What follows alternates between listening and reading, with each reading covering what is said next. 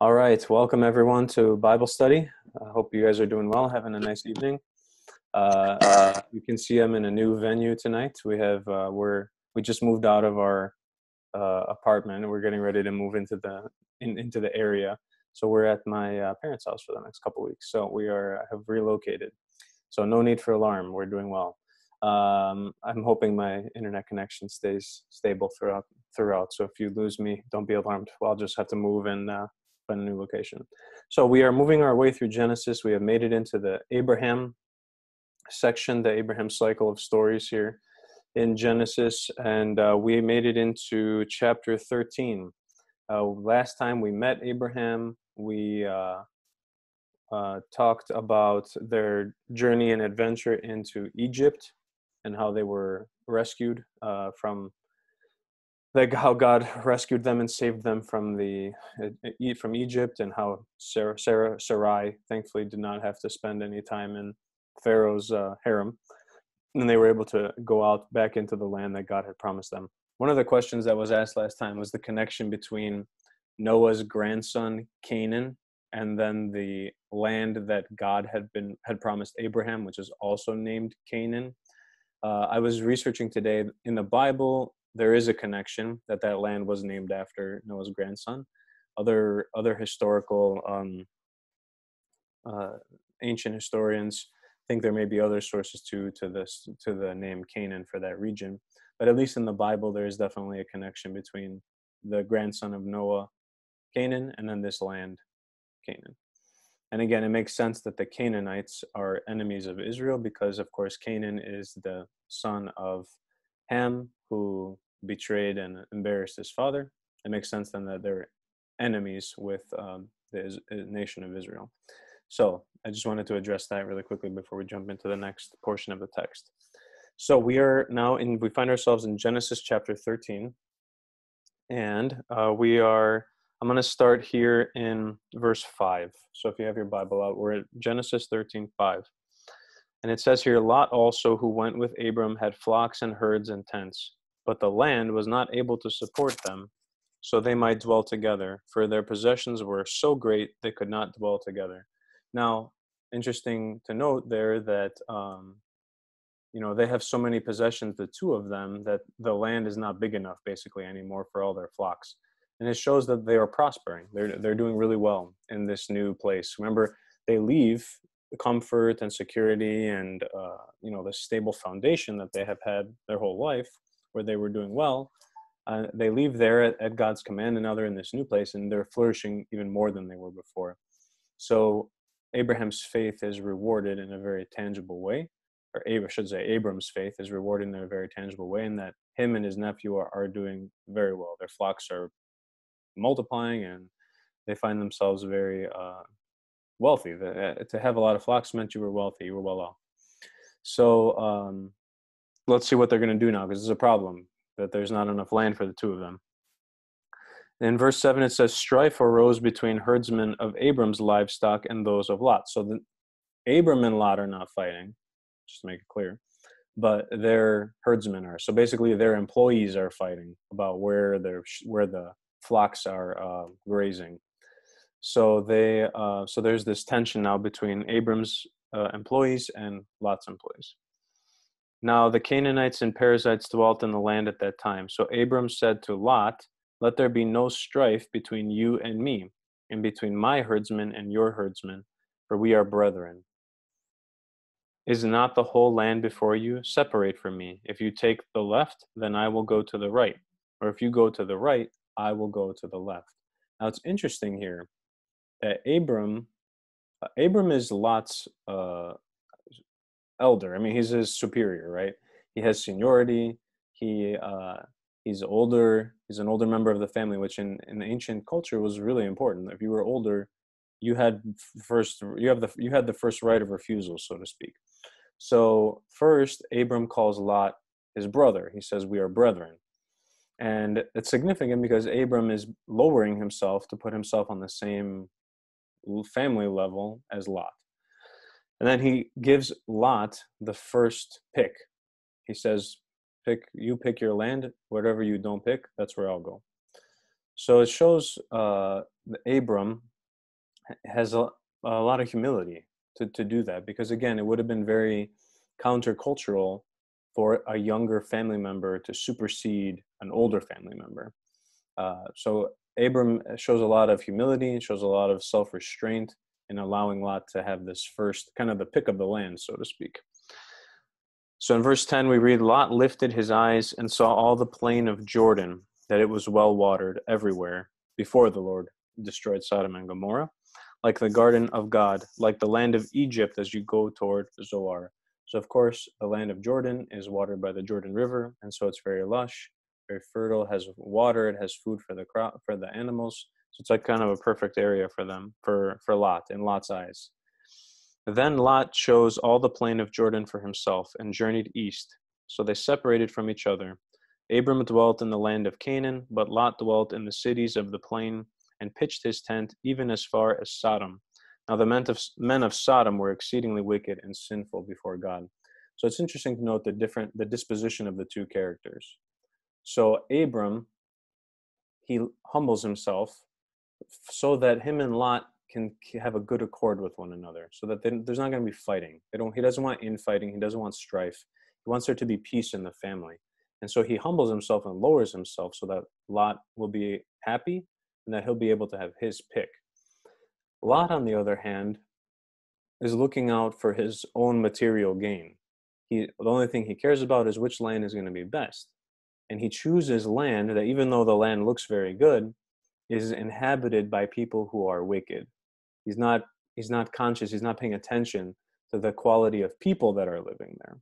And it says that the people of Sodom were exceedingly wicked and sinful before God. So it's not like they're a little bit bad. They're really bad. And Lot chooses to go there. Lot chooses to take his flock and his family and his servants and to go and dwell there. And we'll see, of course, in the story of Sodom and Gomorrah, that it comes back to bite him. Now, what about Abraham? So Abraham has exhibited virtue. Lot has exhibited some selfishness, and some kind of lack of foresight. So now let's see what Abram's, how it'll work out for him. Then this is verse 14. God said to Abram, after Lot separated from him, lift your eyes now and look from the place where you are, northward, southward, eastward, and westward. For all the land you see I give to you and your seed forever, and I will make your seed as the dust of the earth, that if a man could number the dust of the earth, then your seed also could be numbered. Arise, walk in the land through its length and its breadth, for I will give it to you. Then Abram moved his tent and went and dwelt by the oak of Mamre in Hebron, and built an altar there to the Lord. So God rewards Abraham for his virtue. He rewards Abraham for being humble and for exhibiting this self-restraint and letting Lot choose first to keep the peace. So this promise of reward, is kind of echoing the first promise that God gives to Abram. If we turn back to chapter 12, you see that when God first speaks to Abram, he tells him to leave his country, and he says, I will make you a great nation, I will bless you, make your name great, you shall be a blessing, I will bless those who bless you, curse those who curse you, and in all the tribes of the earth shall be blessed, and you, all the tribes of the earth, shall be blessed. So now the promises and the reiteration of God's blessings to Abraham continue. And what we're seeing is the development of what we call the covenant between God and Abraham. And what that means, basically what a covenant is basically it's like a contract. We can think of it as a contract. There's going to be an agreement between God and Abram, who will eventually be Abraham. And they're going to come into this agreement together, two sides. It has to be a two-sided agreement. Covenants can't be dictated down from one person.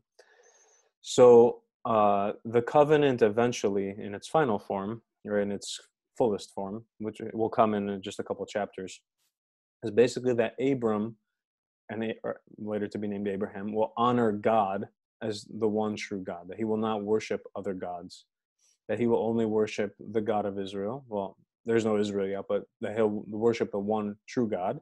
And God will provide Abram with offspring in abundance, the choicest of the land. He'll bless his progeny. The whole world will be blessed through him.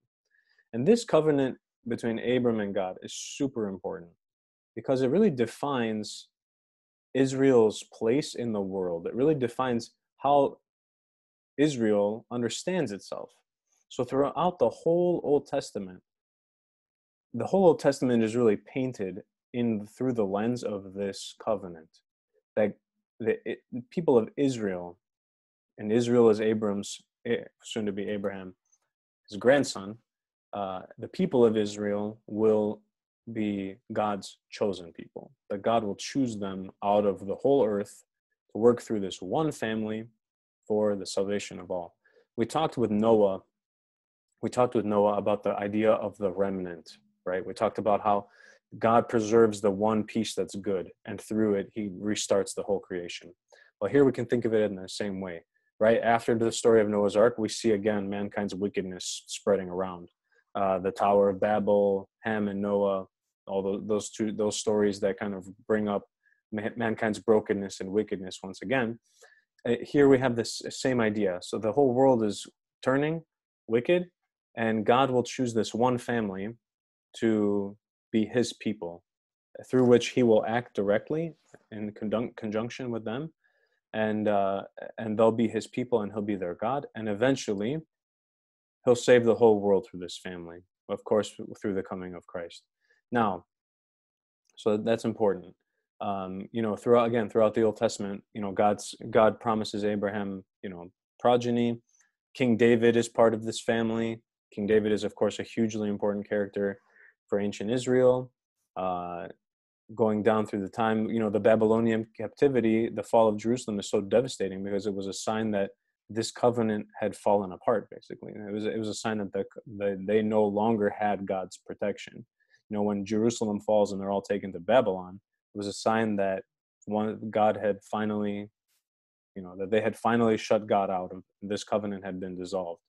So pay attention now in these next few chapters. We're dealing with Abram and Abraham, God's covenant with him, and keep that in mind as we go on, talking about Genesis. And if you read more of the Old Testament, you'll see references to Abraham, references to the covenant made between God and Abraham, being the chosen people, following the commandments of God, etc., etc., etc.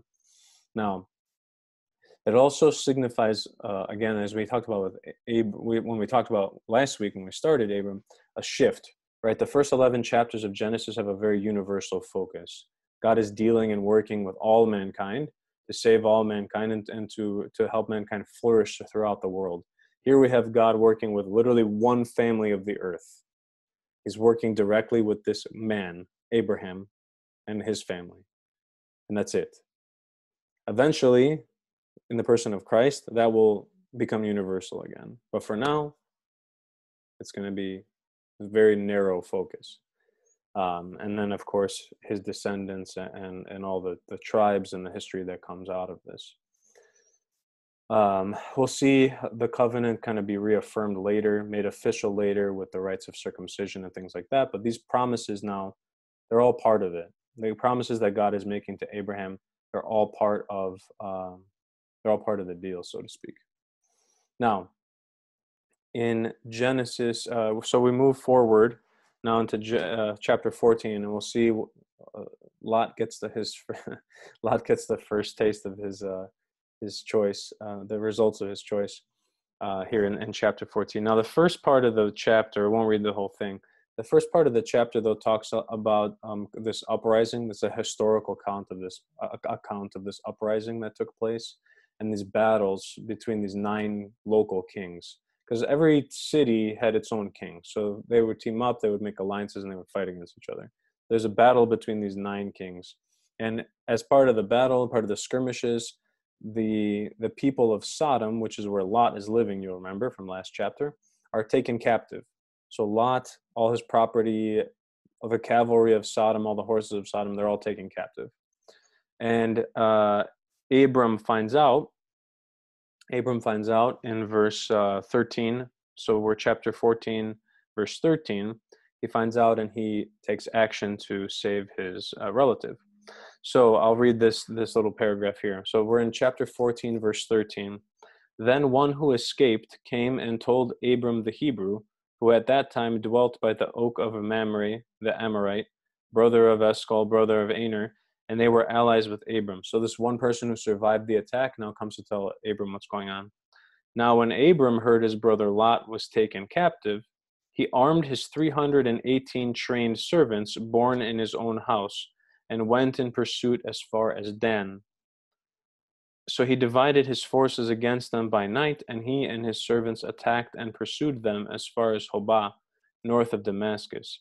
So he brought back all the cavalry of Sodom, and also brought back his brother Lot and his goods, as well as the women and the people. So Abram mounts this counterattack against the marauders, and he's able to overcome them. What's interesting, and the reason why I highlighted this passage, is that Abram brings with him 318 servants. Now, in church history, that number is actually significant because at the First Ecumenical Council in Nicaea, which is one of the most foundational moments in the history of Christianity, there were 318 holy fathers who spoke out against Arianism and who defeated the heresy of Arianism, which taught that Christ was not God but just a creature. So when you look at the hymns of that commemoration of the First Ecumenical Council, it makes a lot of connections between the 318 holy fathers of Nicaea and the 318 servants of Abram liberating Lot and his family. So I think it's an interesting connection. We can say it's coincidence. We can say it's providence. In the end of the day, I think again, it's at the very least an interesting parallel, that these 318 holy fathers went and fought for the truth and defended the truth, just like these 318 servants of Abram go and defend Lot and his family. So interesting parallel there. So we come to next in chapter 14 to another interesting passage, where now after the battle, Abram meets a king named Melchizedek. Now in chapter 14, we're in verse 18. I'll skip ahead a couple verses to verse 18. Now Melchizedek, the king of Salem, brought out bread and wine. He was the priest of God Most High. He blessed Abram and said, Blessed be Abram of God Most High, creator of heaven and earth, and blessed be God Most High, who delivered your enemies into your hands. Then Abram gave him a tithe of all. So, what's going on here? It seems like a very strange couple of verses there. But what St. John Chrysostom and other holy fathers draw from this passage is really the character of Melchizedek is actually a prototype, is a type of Christ. Now here's what I mean by that. So the name Melchizedek, for example, St. John Chrysostom explains that means king of righteousness. So Melchizedek by name is the king of righteousness. Christ, of course, is the king of righteousness, being God. He's the king of Salem. Salem, or Salam in Hebrew, means peace. So he's also the king of peace, which is another title of Christ, that he is the king of peace and brings peace. We know in the scriptures, when he resurrects from the dead, he comes to his disciples, he says, peace be with you. So Christ is also the king of peace. Melchizedek also has no family history that's given. It doesn't explain who his father was. It doesn't explain who his sons were. It really doesn't give any lineage or any indication of where he comes from, except that he's from Salem. That's significant because, again, it parallels Christ. Christ is unoriginate. He's not born from anywhere. Christ in his divinity is begotten of the Father without mother. He's born as a man from his mother without a father. So he has no lineage, so to speak, just like Melchizedek doesn't have any lineage given. It kind of gives this air of eternity, that he doesn't come from anywhere and he's not going anywhere. Even though, of course, it's not explicitly written in the text about Melchizedek. Later on, especially in the book of Hebrews, if I'm remembering correctly, it will draw parallels between Christ and Melchizedek, and it says there, you are a priest forever after the order of Melchizedek. So to be a priest under the order of Melchizedek meant to be an eternal priest forever, because again, Melchizedek has no origin story and he has no death story, whereas many kings in the books of the Chronicles, for example, or the books of Kings, it tells you when they were born and it tells you when they died. Melchizedek, none of that information is given. Melchizedek is also both king and he's priest. Again, paralleling Christ. Christ is king. He's king. He follows in the lineage of David. David is one of his forefathers. He's the King of Kings, the Lord of Lords. He's the King of heaven and earth. And he is a priest because he offers himself to his Father to be slain on the cross so that we all can be saved through his sacrifice. And that's what a priest is. To be a priest means that you make offerings to God, typically sacrifices. For example, we as modern-day Orthodox priests, we offer the bread and the wine in the liturgy. Priests in the ancient times would have offered animal sacrifices, grain sacrifices, and drink sacrifices. Christ sacrifices him, he offers himself as the sacrifice. And that's why he's the high priest, the eternal high priest. Melchizedek also... Everybody still here?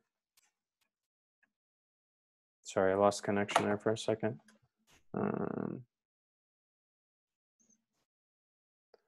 Can someone unmute yourself and tell me if you can hear me? I can hear you.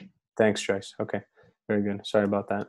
What was the last thing that you heard me say? We're talking about Melchizedek? Melchizedek and no origin. Okay. Melchizedek's origin. So Melchizedek doesn't have an origin story. He doesn't have a death story, just like Christ is unoriginate from his Father. And he's an eternal priest, just like Melchizedek. Melchizedek is king, both king and priest. He is king because he follows in the lineage of King David. He's the king of heaven and earth. And he's also a priest because he offers himself as sacrifice on the cross. And that's what a priest is. A priest is someone who makes offerings to God. Modern day Orthodox priests, for example, we offer bread and wine in the liturgy.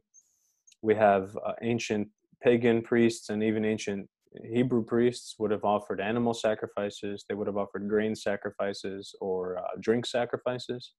Christ offers and sacrifices himself. Melchizedek also brings an offering to Abram, and that offering is bread and wine. And the light should pop, right? When the light should pop on when we hear that. Because of course, bread and wine is what Christ will offer to his disciples at the mystical supper, the Last Supper, as we say. And then, of course, that becomes the basis for our practice in the Divine Liturgy as well. So there's another tie there between Melchizedek and Christ.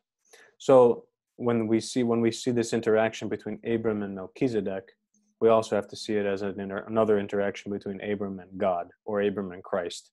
Even though, again, it's not written explicitly there in the text, the fathers point this out, all these connections between Melchizedek and Christ. It's actually interesting too, in a lot of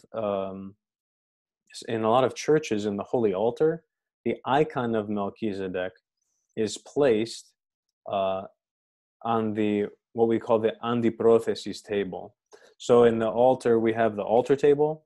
We have what we call the prothesis table, which is the table of preparation where the gifts are prepared. And on the other side, there's typically another table there, opposite of the prothesis, which is why it's called antiprothesis, which literally means opposite of the prothesis. And many times the icon of Melchizedek will be there because, as I had said, and I don't know if I got cut off when I was mentioning this, Christ is a priest forever after the order of Melchizedek, which is what we hear in the book of Hebrews. So even in our churches, many times, we have this tradition of putting Melchizedek's icon in the holy altar. Abram venerates Melchizedek by offering him a tithe. So to the victor go the spoils, right? So Abram has all these spoils of war, and he gives Melchizedek a tithe, which is 10%. He gives him a gift of 10%. But Abram also doesn't keep any of the spoils himself. He gives everything back to the king of Sodom. And again, it shows his reliance on God. He doesn't need to keep these things, right? God has made him wealthy. He doesn't need to keep the cavalry of Sodom, right? He gives everything back to the king of Sodom so that people can't say that he became strong by his own hands, because really it's God is the one who is making him strong.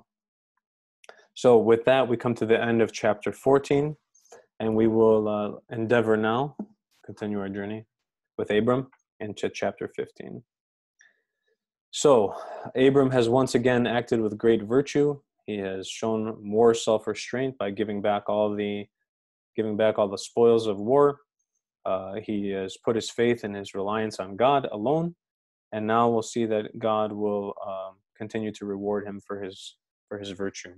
So in chapter 15 it says, "After these things the word of the Lord came to Abram in a vision, saying, 'Do not be afraid, Abram. I am your shield, and will be your exceedingly great reward.'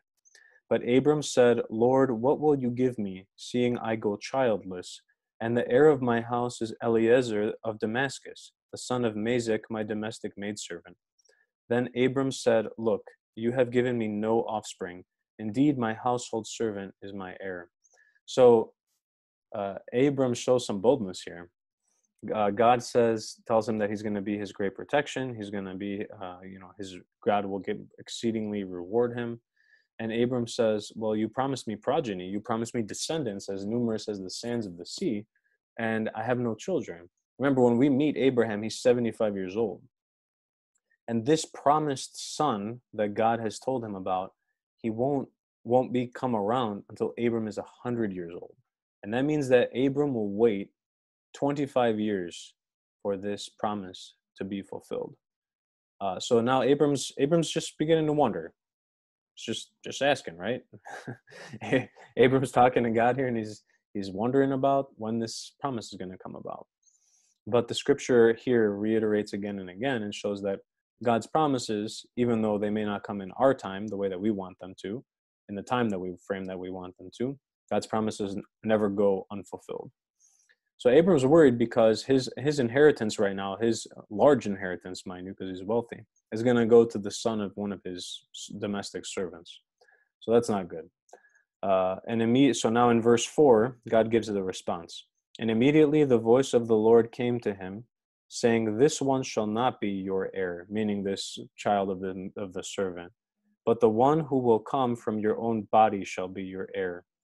Then he brought him outside and said to him, 'Look now toward heaven, and count the stars if you are able to number them.'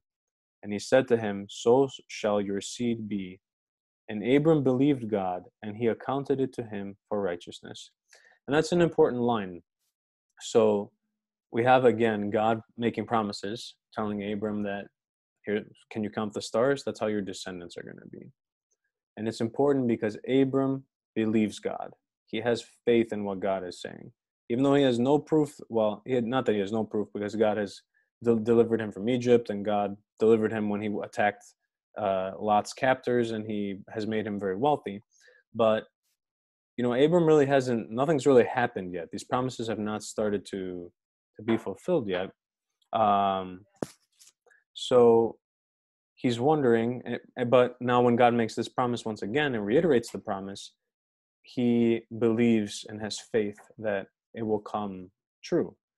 And God accounts it to him as righteousness. And that's hugely important because in the New Testament, 2,000 years after this text, after these events take place, St. Paul is writing about whether the new Christians have to adhere to the Mosaic law. And he argues that the new Christians do not need to follow the Mosaic law because Abraham was accounted righteous to God by his faith. At this time, there is no law. The Mosaic law has not come into existence and will not for several hundred more years. So Abram has faith, and it's accounted to him as righteousness. And this will become the basis of St. Paul's argument about whether the new Christians need to be circumcised, whether they need to follow all of the Old Testament laws. And St. Paul will argue no, because Abram didn't follow any of these laws. He simply had faith. And this faith was counted to God as righteousness. So that's important. That line is very important. And it goes again to show us as modern day Christians that our faith is really the basis of our whole spiritual life. Our faith, a vibrant and living faith in God, is the basis of everything good that we do. Without it, no matter what we do, it'll be empty. Abram has faith because he knows God. He talks with him. He has interactions with him. He comes to know him through these experiences. So too, as Christians, it's our journey. Part of our journey is to come to know who God is, to come to know Jesus Christ, and to have that same vibrant, burning faith that Abram had. And it will be counted to us to God as righteousness, and it will be the source of not only blessings here on earth like Abram had, but blessings, eternal blessings in the kingdom of heaven. So now we continue.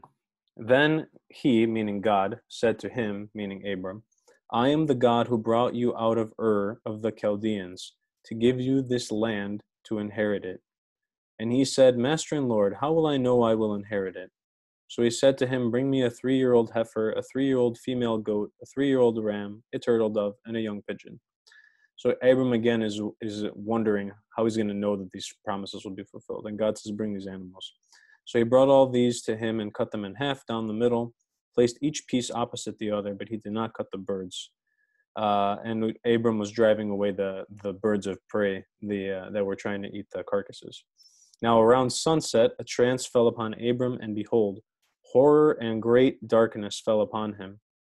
Then he said to Abram, Know for certain that your seed will be strangers in a land not their own, and will serve them, and they will afflict and humble them 400 years. Also the nation they serve I will judge, and afterward they shall come out with great possessions. But as for you, you shall go to your fathers in peace, buried in a good old age. Then in the 4th generation they shall return here, for the sin of the Amorites is not yet filled up. So God here, so Abram goes into like an ecstasy, he goes into a vision, he goes into a trance, and he has this, God tells him, basically foretells of his descendants' journey to Egypt and being enslaved there for 400 years. And that eventually in the 4th generation, they will come back out of it. So this, of course, will come back in the next book of the Bible, which is the book of Exodus, which tells about Moses and the escape and the flee from Egypt after the plagues. Now we continue in verse 17, where Abram gets the sign that the promises will be fulfilled. And it came to pass when the sun went down, there was a flame, and behold, there appeared a smoking oven, and lamps of fire that passed between those divided pieces. So now there's fire. A fire appears around the sacrifices. On the same day, the Lord made a covenant with Abram. So here's God again making the covenant with Abram, saying, I will give this land to your seed from the river of Egypt to the great river, the river Euphrates, the Kenites, the Kenizzites, the Cadmonites, the Hittites, the Perizzites, the Rephaim, the Amorites, and the Canaanites, the Uites, the Girgashites, and the Jebusites. And those are all the people, the different nations that are currently living in what we call the Promised Land. And that's called the Promised Land because God promises it to Abram here. So here again we have the covenant, right? The covenant between Abram and God. And the covenant here is that God will give him this land to his progeny. So it means that he will have children, right? That he will have seed to give it to, and that this land will be theirs. And this promise becomes the basis and continuation of this relationship between Abram and God. Let's see, we have time. Yeah, let's get started on chapter 16. So chapter 16 is where things get more interesting, I should say. We get into now the chapter talking about Abram, Sarai, Hagar, and Ishmael. And in this chapter, we have some things that probably make us a little bit uncomfortable as modern day hearers of the Bible. it makes us a little uncomfortable because it talks about things like slaves, which would have been very common, for example, in that time, would have just been part of life. But for us in the modern day world, it's something that's obviously is very uncomfortable. Going especially in the times that we are living in now, where race, the issue of race and racial inequity and inequality is such an important topic of discussion nowadays. Some going back to a topic like slavery makes us a little uncomfortable. Like, why would God allow that? We also will, of course, with Abram and Hagar, he will impregnate his servant at his wife's request, which again seems very strange and makes us kind of uneasy and queasy. Really, why would God allow this?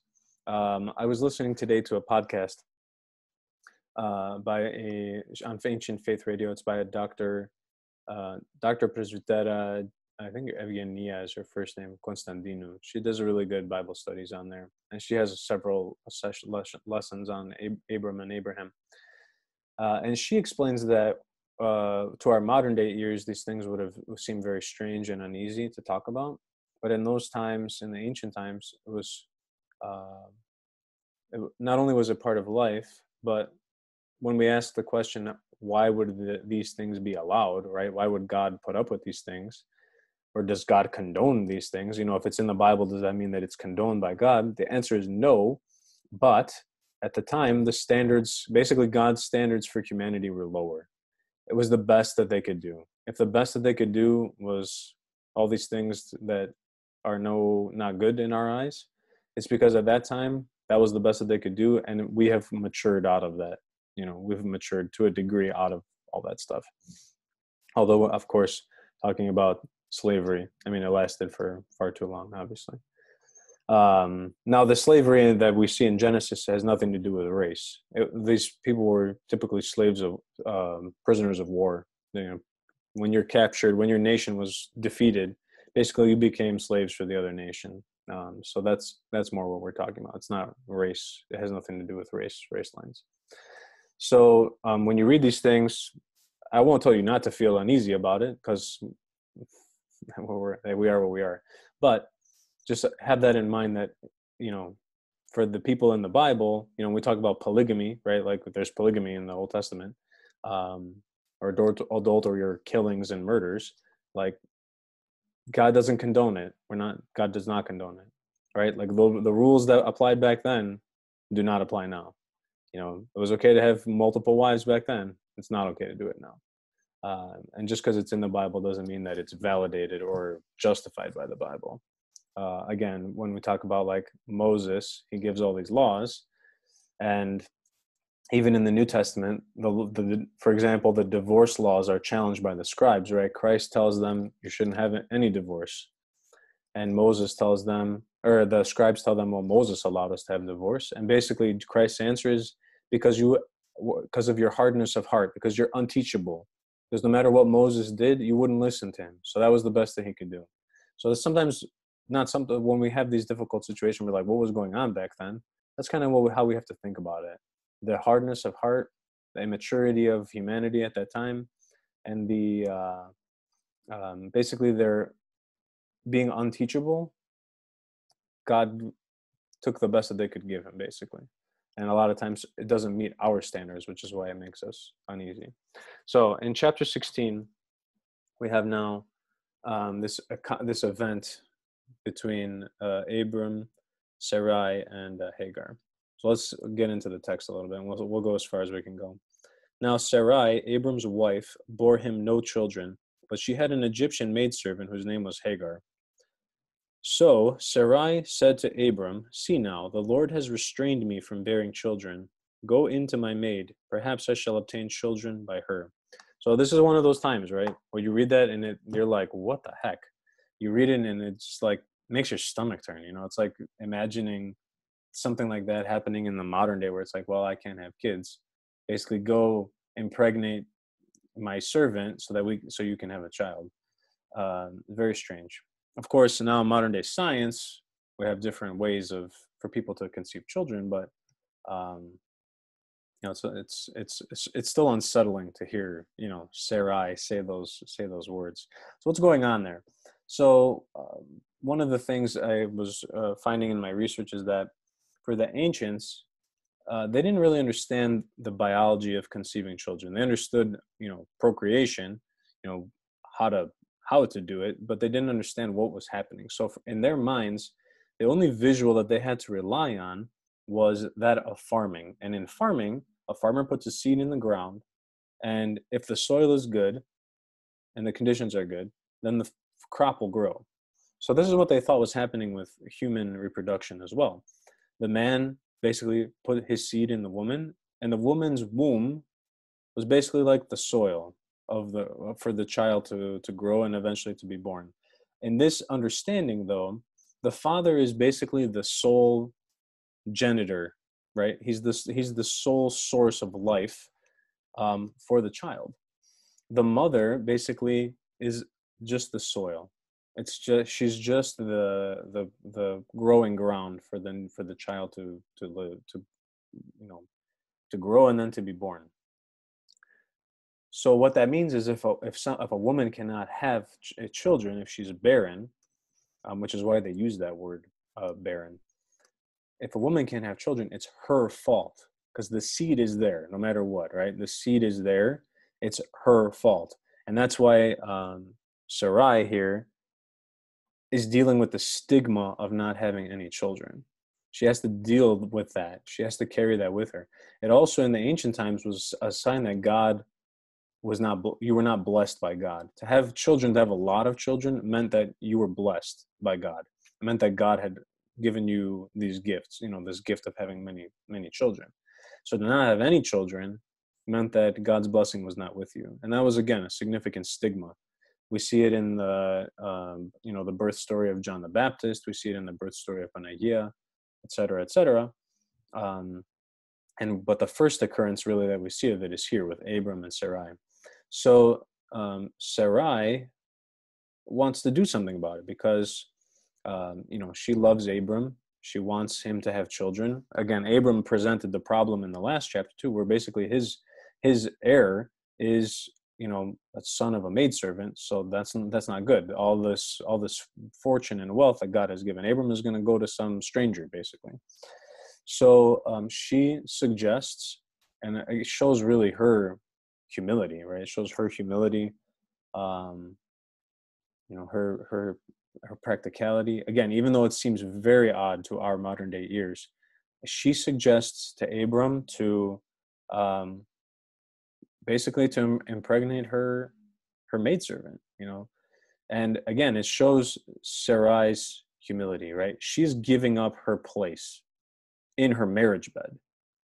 She's stepping aside so that Abram can have a chance at having children, because obviously was important to him. So out of her love and humility for him, she makes this suggestion. And she also doesn't, and she also understands that, it shows here, again in verse 2, she understands that this has come from God, right? She says, see, the Lord has restrained me from bearing children, right? So she says, this is God's will that I don't have children. Go into my maid so that you can bear us an heir. You can have a children by her. Thus Abram obeyed the voice of Sarai. Then Sarai, Abram's wife, took Hagar, her maid, the Egyptian, and gave her to her husband Abram to be his wife, after Abram dwelt 10 years in the land of Canaan. So he went into Hagar, and she conceived. And when she saw she had conceived, her mistress became despised in her eyes. So what happens is that, Sarai now puts Hagar in this exalted position, of being Abram's, wife, concubine, and she gets pregnant, and she starts to despise. She starts to despise Sarai because she has the upper hand, right? She's blessed. She has the child. Sarai can't have children. And so she starts to despise Sarai. In verse 5, then Sarai said to Abram. So now Sarai goes to Abram, and let's see what she says. My wrong be upon you.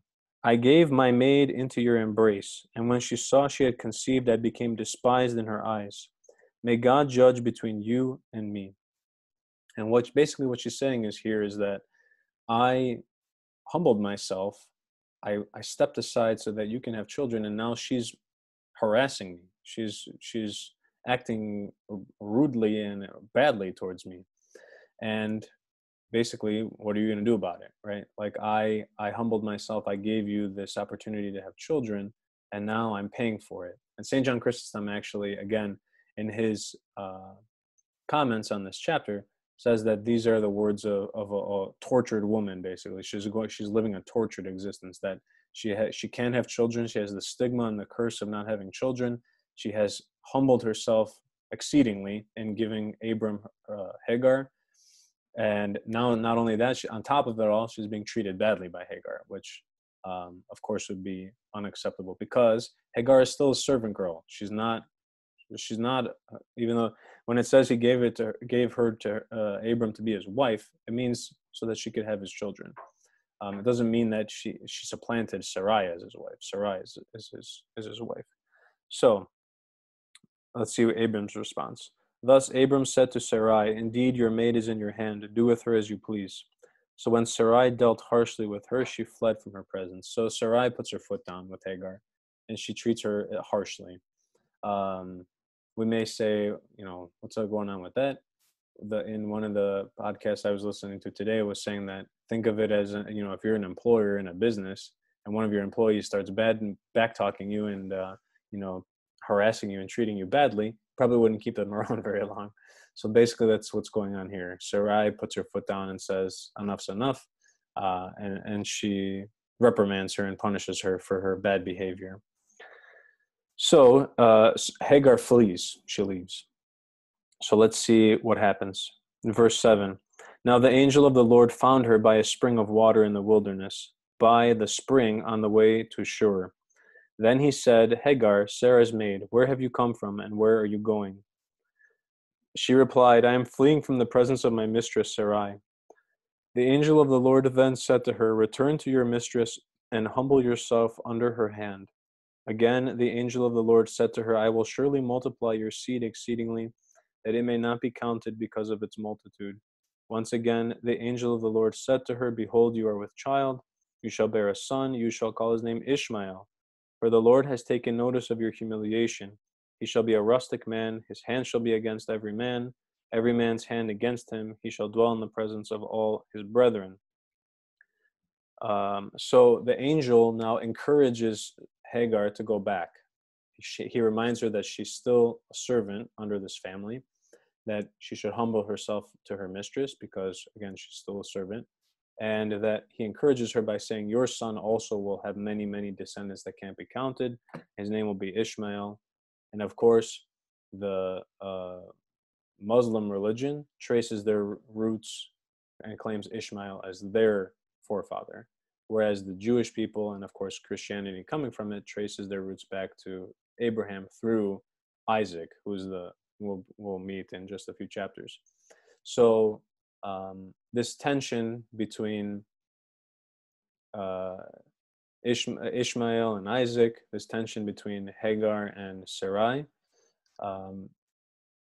continues basically through all the generations into the modern day even.